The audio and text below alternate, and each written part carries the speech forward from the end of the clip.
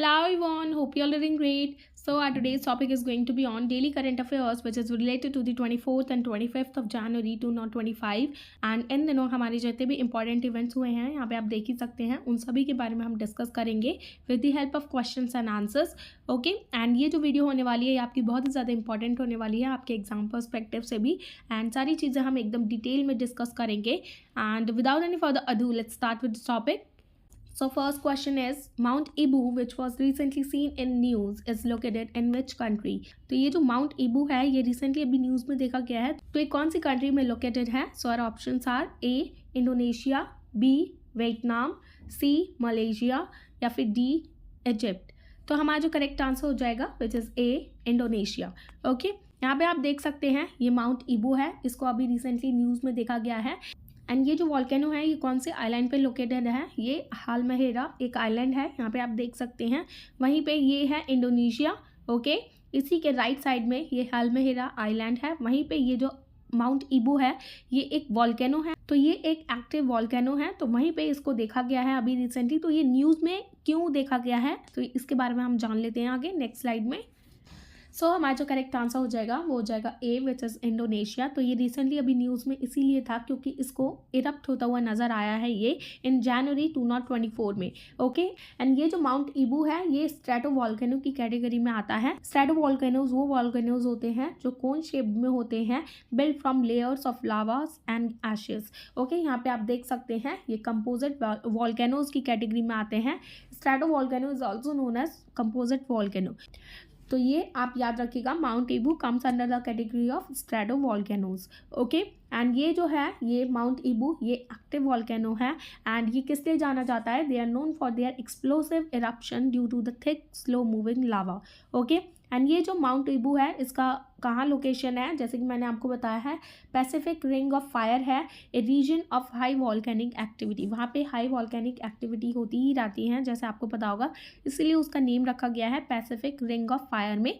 And ये जो mount Ibu है ये आता है under the Halmahera island Indonesia में. Okay, and it is categorized by frequently eruptions including lava flows and ash plumes. Okay, तो ये सारी चीज़ें आप याद रखिएगा. ये एक एक्टिव वॉल्केनो है इसीलिए अभी देखा गया है ये इरप्ट होता हुआ नज़र आया था इन जनवरी 2024 में, इसीलिए ये न्यूज़ में आ जाता है. Now next question is Lake Victoria which was recently seen in news is bordered by which countries? Lake Victoria कौन कौन सी कंट्रीज से बॉर्डर्ड होती है? तो ये आप ऑप्शंस देख लीजिएगा. हमारा जो करेक्ट आंसर हो जाएगा वो हो जाएगा B which is Kenya, Uganda and Tanzania. Okay, यहाँ पे आप देख सकते हैं ये हमारी लेक विक्टोरिया है, इसके राइट साइड में केन्या है, साउथ में है तंजानिया एंड द वेस्ट में है Uganda.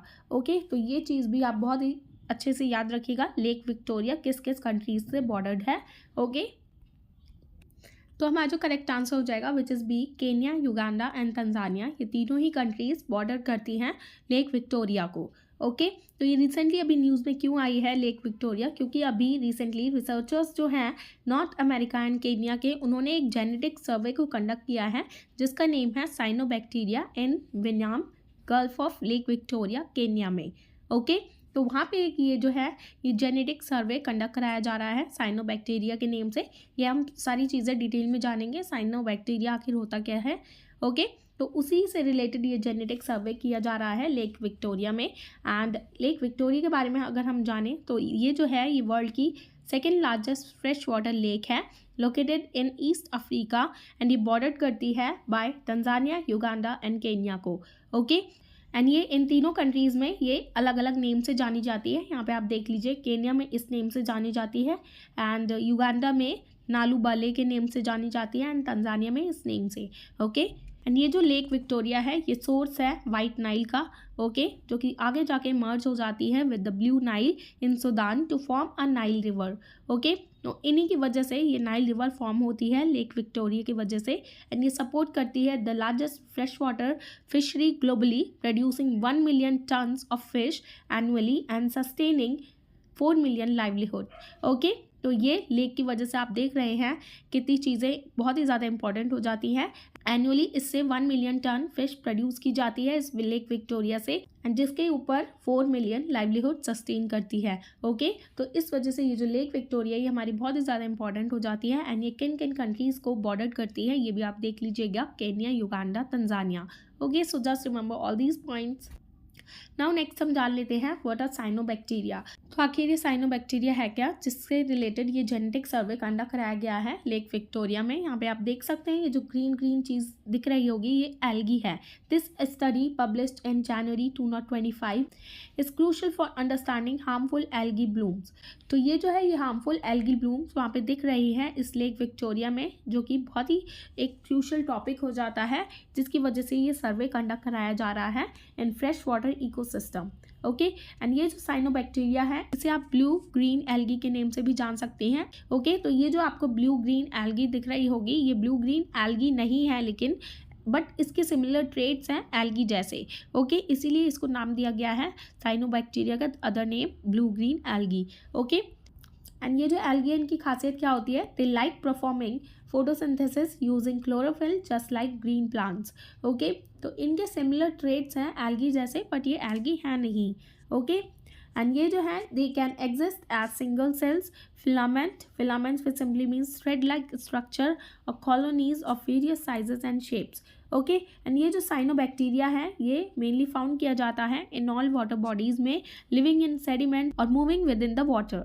Okay, and some species produce harmful toxins called cyanotoxins, इसीलिए इसका नेम है साइनोबैक्टीरिया। ये कुछ हार्मफुल टॉक्सिन्स प्रोड्यूस करती हैं, इसीलिए ये जो है एल्गी बहुत ही खतरनाक होती हैं हमारे फ्रेश वाटर लेक के लिए, जो कि ये अभी हार्मफुल बताई जा रही हैं लेक विक्टोरिया के लिए। इसीलिए वहाँ पे ये जेनेटिक सर्वे कंडक्ट कराया जा रहा है, क्योंकि वहाँ पे ये प्रोड्यूस कर रही है harmful toxins called cyanotoxins.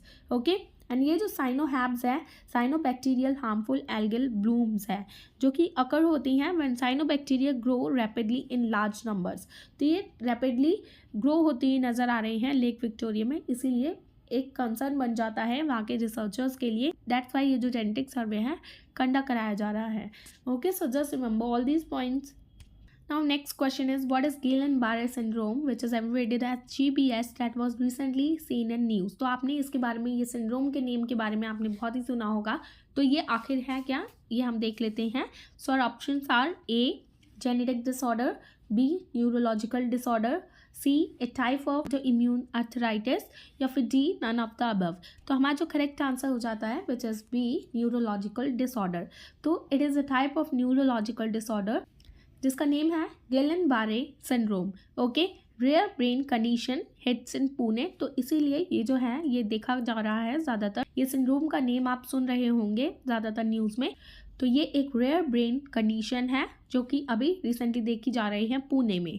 Okay, आगे हम डीप में जान लेते हैं। तो रिसेंटली अभी देखा जा रहा है ये जो सिंड्रोम है ये पुणे में इससे रिलेटेड, इससे अफेक्टेड टोटल 59 पीपल हो चुके हैं अभी तक। ओके, एंड ये जो GBS है ये अकर होता है when the immune system attacks, जब आपके इम्यून सिस्टम पर ये जो है ये अटैक करते हैं बैक्टीरिया। तो ये मेनली क्यों होता है, जब आपके इम्यून सिस्टम पर ये जो बैक्टीरिया अटैक करते हैं, attacks the peripheral nervous system affecting muscle movement, pain, temperature and touch sensation. तो ये सारी चीज़ों को अफेक्ट करता है GBS। Okay, and this Guillain-Barré syndrome is also known as acute inflammatory demyelinating polyradicular neuropathy, okay, which is abbreviated as AIDP। and ये जो syndrome है ये usually affect करता है people aged between 30th to 50। okay, तो ये 30 से 50 साल के बीच में जितने भी लोग हैं तो उनको ये अफेक्ट कर सकता है। okay, and the exact cause is unclear but often follows infections, vaccinations और major surgery। okay, तो ये जो है इसके एग्जैक्ट कॉज हो सकते हैं जो कि अभी अनक्लियर बताए जा रहे हैं। एंड इससे रिलेटेड क्या क्या सिम्टम्स हो सकते हैं, symptoms include fever, weakness and potential paralysis with severity varying widely। okay, and इसका अभी तक बताया जा रहा है कोई भी क्योर नहीं पाया गया है, but intravenous immunoglobulin treatments help suppress the immune system's attacks on the nerves। okay, तो मेनली इम्यून सिस्टम के लिए ये ट्रीटमेंट है। अगर ये अफेक्ट करता है इम्यून सिस्टम को तो ये बचाया जा सकता है इस ट्रीटमेंट से। इसको। ओके, आपको पता होना चाहिए GBS विच सिंपली अ न्यूरोलॉजिकल डिसऑर्डर, इसके यही सारे सिम्टम्स हैं। ओके, एंड रिसेंटली अभी 59 पीपल को अटैक किया है ये इन पुणे। ओके, इससे रिलेटेड केसेस आए हैं। सो just remember all these points. तो यहाँ पे आप देख सकते हैं GBS के क्या क्या सिम्टम्स हो सकते हैं। ये डैमेज कर सकता है myelin of human neuron, and जिसकी वजह से क्या होगा, tingling and weakness, muscle weakness, loss of reflexes, pain, difficulty with eyes और फेशियल मूवमेंट्स, सीवियर केसेस आ सकते हैं इससे related, and mainly hands and legs में अफेक्ट करता है, जिसकी वजह से आपको चलने में दिक्कत हो सकती है, हैंड मूवमेंट में दिक्कत हो सकती है। ओके, तो ये सारे इससे रिलेटेड सिम्टम्स हैं। Now next question is, where was the Khelo India winter games 2025 organised? तो रिसेंटली अभी खेलो इंडिया विंटर गेम्स कहाँ ऑर्गेनाइज किए गए थे? Our options are A Assam and Arunachal Pradesh, B Ladakh and Jammu and Kashmir, C New Delhi, या फिर डी उत्तराखंड एंड हिमाचल प्रदेश। तो यहाँ पे आप देख ही सकते हैं correct answer is B which is Ladakh and Jammu and Kashmir. वहाँ पे इसको होस्ट किया गया था खेलो India games winter games 2025। Okay, आगे हम डिटेल में जान लेते हैं इससे रिलेटेड। तो correct answer is B Ladakh and Jammu and Kashmir. तो अभी रिसेंटली हमारे जो यूनियन स्पोर्ट मिनिस्टर हैं मनसुख मांडविया, ओके, उनके द्वारा इसको इनॉग्रेट किया गया था the Khelo India winter games 2025 in Ladakh on 23 January. Okay, पहले ये लद्दाख में होस्ट किए गए 23 जनवरी। तो पहला फेज जो कंडक्ट कराया जा रहा था इसका 23 जनवरी में स्टार्ट हो चुका था लद्दाख में। ओके, एंड जो सेकेंड फेज कंडक्ट कराया जाएगा इस विंटर स्पोर्ट्स का, तो वो कंडक्ट कराया जाएगा in Jammu and Kashmir from 22 to 25 फरवरी तक। ओके, तो यहाँ पे आप देख सकते हैं, एंड ये जो इवेंट है ये फीचर करेगा टोटल 19 टीम, जिसके अंडर किया जाएगा ice hockey and skating contest. Okay, and Ladakh जो है वो होस्ट करेगा for the second time, and Ladakh जो है इसको होस्ट करेगा सेकेंड टाइम विद 594 पार्टिसिपेंट्स, जिसके अंदर इंक्लूडेड रहेंगे 428 एथलीट्स। ओके, एंड ये जो इवेंट है ये लाइव ब्रॉडकास्ट किया जाएगा ऑन दूरदर्शन स्पोर्ट्स पर, तो वहाँ पे आप इसको देख सकते हैं लाइव। ओके, एंड इसके अंदर कौन कौन से गेम्स इंक्लूड रहेंगे खेलो इंडिया विंटर गेम्स के अंदर? ये इंक्लूड करेगा ice hockey, ice skating, ski mountaineering, alpine skiing, snowboarding and Nordic skiing. Okay, and सबसे इंपॉर्टेंट बात, ये जो खेलो इंडिया विंटर गेम्स 2025 कंडक्ट किए जा रहे हैं इसका कोई भी मैस्कॉट नहीं रहेगा। जैसे आप देखते होंगे हर किसी गेम्स का मैस्कॉट होता है, बट इसका कोई मैस्कॉट नहीं रहेगा। ओके, एंड इसके गेम्स आप याद रखिएगा क्या क्या इंक्लूडेड हैं। First phase and second phase आप याद रखिएगा कब कब होस्ट किए जाएंगे। Okay, so just remember all these points. Now next question is, the Manan community is primarily found in which state? तो मनन कम्युनिटी हमें आप देख सकते हैं कौन से स्टेट में पाई जाती है। So our options are A Maharashtra, B Tamil Nadu, C Kerala, या फिर डी कर्नाटक। तो हमारा जो करेक्ट आंसर हो जाएगा मनन कम्युनिटी ये फाउंड की जाती है सी केरला में। ओके, आगे हम डिटेल में जान लेते हैं इनसे रिलेटेड। तो हमारा जो करेक्ट आंसर हो चुका है विच इज सी केरला। तो ये रिसेंटली अभी न्यूज़ में क्यों रही है ये ट्राइब, क्योंकि वहाँ के जो ट्राइबल किंग हैं मनन कम्युनिटी के, इनका नेम है रामन राजमानन। ओके, तो इनके जो ये ट्राइबल किंग हैं मनन कम्युनिटी के जो बिलोंग करते हैं केरला से, इन्होंने रिसेंटली अभी पार्टिसिपेट किया है रिपब्लिक डे परेड में इन दिल्ली। यहाँ पे आप इनकी पिक्चर देख सकते हैं, इन्होंने पार्टिसिपेट किया था रिसेंटली रिपब्लिक डे परेड में इन न्यू दिल्ली। ओके, इनका नेम हो जाता है रमन राजमानन। ओके, ये जो मनन कम्युनिटी है ये शेड्यूल्ड ट्राइब है in Kerala, and this is the only tribal dynasty with a kingship in South India. Okay, तो ये साउथ इंडिया में है, ओनली ट्राइबल डायनेस्टी है, एंड इनकी जो लैंग्वेज है वो है Tamil dialectic without a script, जो कि रिफ्लेक्ट करती है strong Tamil cultural ties. Okay, and इनकी ऑक्यूपेशन क्या है, किससे सर्वाइव करते हैं ये सर्वाइव करते हैं एग्रीकल्चर पर with the help of festivals include Kalavoot, Meenoot and Muthiyaman. Okay, ये सारे फेस्टिवल्स हैं ये लोग ऑर्गेनाइज करते हैं, होस्ट करते हैं। ये जो मनन कम्युनिटी है इससे भी रिलेटेड आप याद रखिएगा।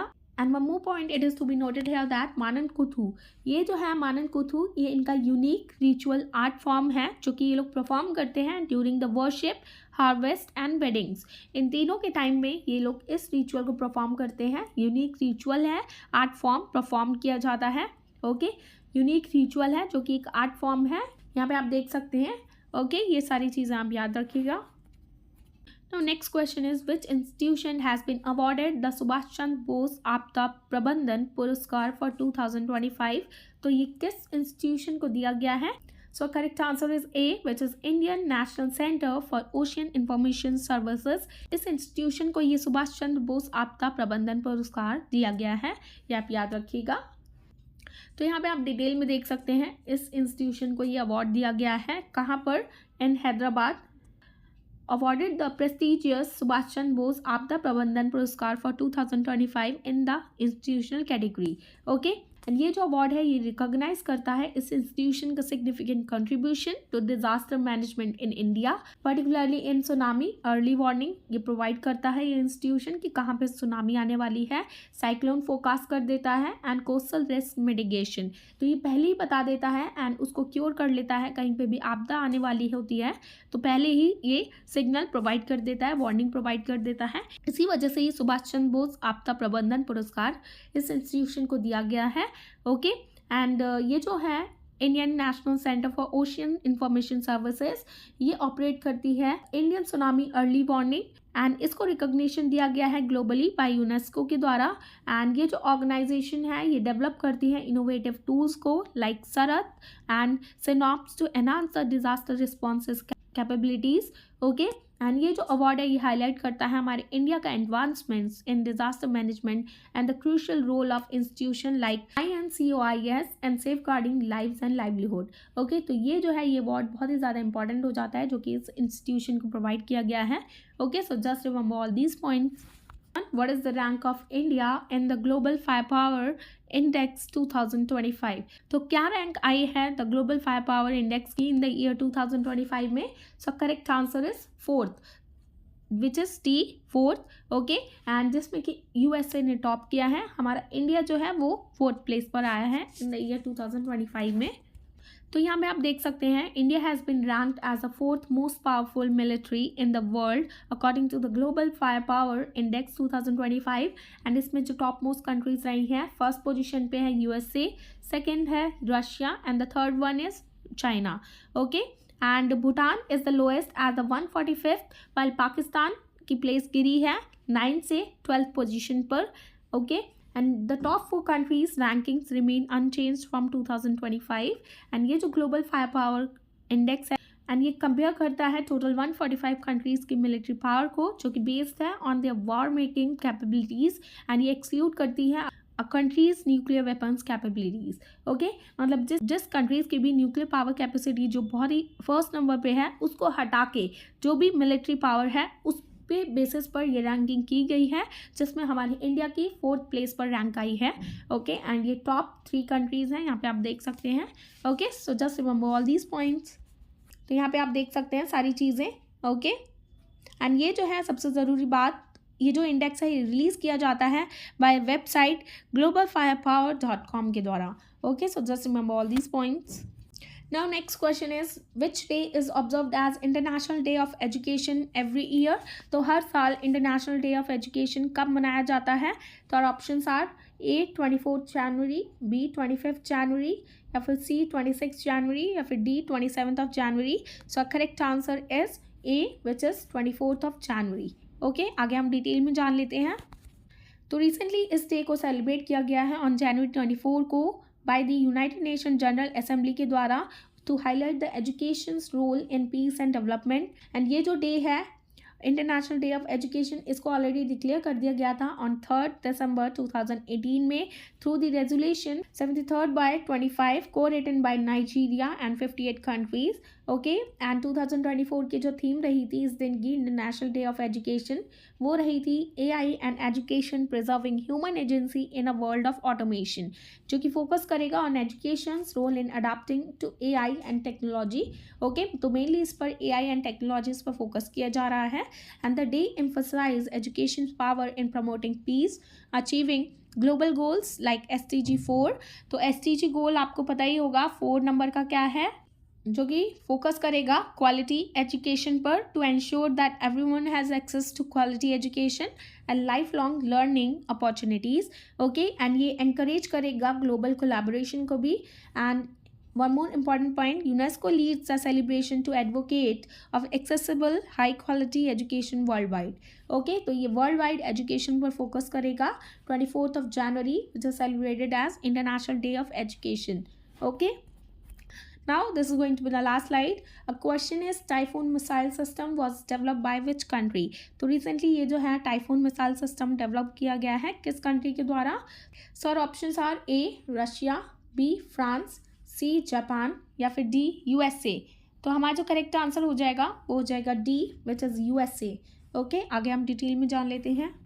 तो रिसेंटली अभी यूएस मिलिट्री ने इसको रीलोकेट किया है टाइफून मिसाइल को एंड लॉन्च किया है फिलीपींस में. तो ये इसको रिसेंटली लॉन्च किया गया है फिलीपींस में to improve the mobility and survivability amid tensions with China and Russia. Okay, and ये जो टाइफून मिसाइल है जिसे आप मिड रेंज कैपेबिलिटी के नेम से भी जान सकते हैं, जो कि एक सरफेस टू सरफेस मिसाइल है जिसको डेवलप किया गया था बाय लॉकहीड मार्टिन के द्वारा इन यूएसए. ओके, एंड ये फीचर करता है a modular design and can fire multiple missile types including the SM-6 जो कि जिसकी रेंज है 500 kilometre and Tomahawk cruise missile जिसकी रेंज है 2500 किलोमीटर रेंजेस. ओके, तो ये जो है इसको ऐसे डिज़ाइन किया गया है ताकि मल्टीपल मिसाइल को फायर कर सके. एंड ये जो SM-6 मिसाइल है ये स्ट्राइक करता है एयर में एंड सरफेस टारगेट्स पे ये टारगेट करता है, वाइल द टोमाहॉक जो है टोमाहॉक मिसाइल ये काफ़ी इफेक्टिव है फॉर लैंड अटैक्स के लिए एंड एंटी शिप मिशंस के लिए. ओके, तो ये एक फुल टाइफून सिस्टम है जो कि इंक्लूड करता है 4 launchers, a command post and support vehicles on trailers. Okay, so just remember all these points. So this is the end of topic and I hope you found this video informative, and if you found this video informative please give it a thumbs up, and for more informative videos please like, share and subscribe to my channel which is Shivi Study Education. And thanks for watching. Bye bye, take care, see you in the next one.